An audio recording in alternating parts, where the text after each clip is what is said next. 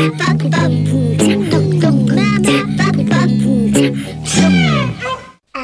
allez, une histoire. Il était une fois. Bonjour à tous, bonjour chers petits amis. Aujourd'hui, Hanouka au pôle Nord. Voici une histoire extraordinaire, comme l'histoire de Hanouka et toutes les histoires autour de la fête de Hanouka. C'est l'histoire de scientifiques du département de recherche des pôles qui a trouvé dans la glace une petite merveille. Alors, ces scientifiques, lors d'une nouvelle expédition, il y a à peu près une trentaine d'années, ont trouvé une boîte, à peu près 30 cm, la taille d'un cahier. Écoutez bien comment. Alfred, le chef de l'expédition, avait fait un trou dans la glace pour accéder à l'eau et ainsi avait découpé un morceau bien rond d'1 mètre à peu près et devait commencer des analyses avec son équipe. L'équipe enfonça une sonde dans l'eau et, vous savez, elle étudie tout ce qu'elle trouve. On n'imagine pas combien ces explorations sont importantes pour l'humanité. Alfred a laissé ensuite son équipe travailler. Il est allé dans sa tente aménagée en laboratoire pour mettre à l'abri ce rond de glace et veiller à ce qu'il ne fonde pas. Car après, il le repose au même endroit pour éviter les trous. Parce qu'un trou dans la glace favorise les brisures de la plaque et c'est très dangereux pour les hommes et les bêtes d'ailleurs. Jusque-là, tout était normal. Mais voilà qu'Alfred reste figé.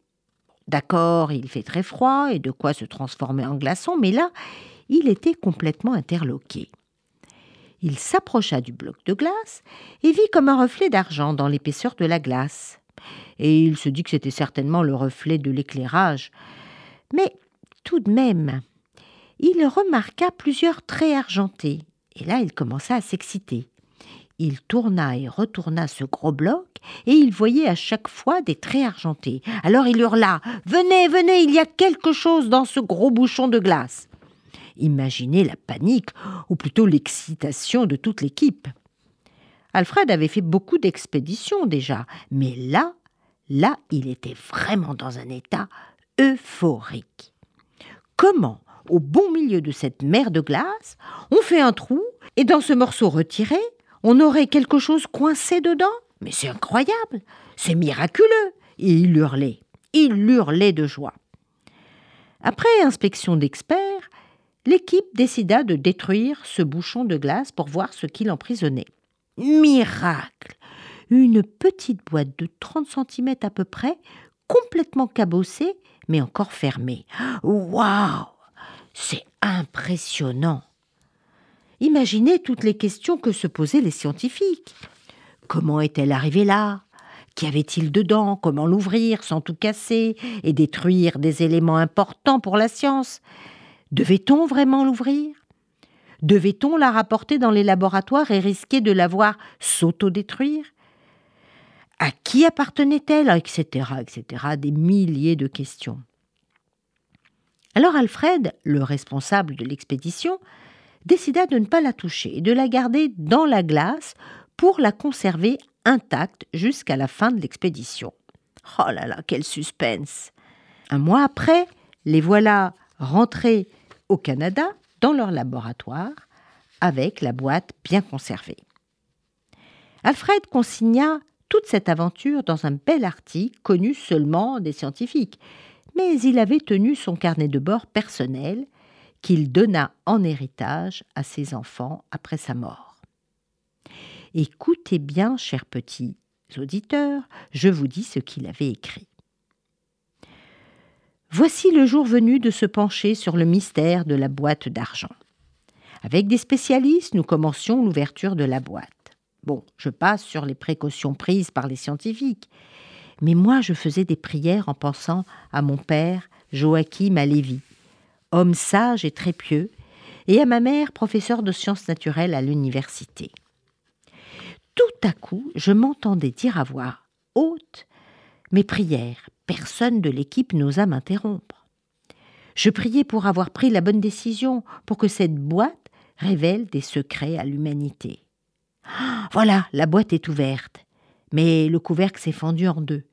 Et tous crièrent en chœur « Ah !» un haut d'étonnement. Dedans, une petite Hanoukia de 20 centimètres à peine, qui avait traversé le temps et la mer de glace pour se retrouver là sous nos yeux. J'en pleurais d'émotion. Quel miracle! Il continua son récit que je vous livre. À qui appartenait-elle? On ne le saura jamais. Comment est-elle arrivée là, coincée dans ce bloc de glace? Ah, j'ai cherché des années et des années. Certainement une expédition quelques années avant la nôtre, qui avait dû se faire vers le mois de décembre, pendant la période de Hanouka.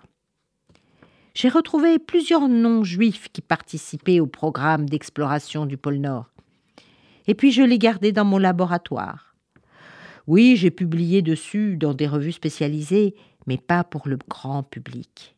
Alors je vous demande de le faire savoir à la communauté juive et au monde que le miracle de Hanouka continue de nous éclairer aux quatre coins de la terre. Je vous demande de continuer vos recherches pour reconstituer l'histoire de cette Hanoukia. Mais quelle histoire! Cette histoire aurait pu être vraie. On aurait aimé qu'elle soit vraie. Mais peu importe. Elle insuffle le message du miracle des lumières de Hanouka. Alors soyez sensibles et reconnaissants au miracle de la vie, au miracle du bonheur et de petites joies en famille. Hanouka Sameach, au revoir à tous.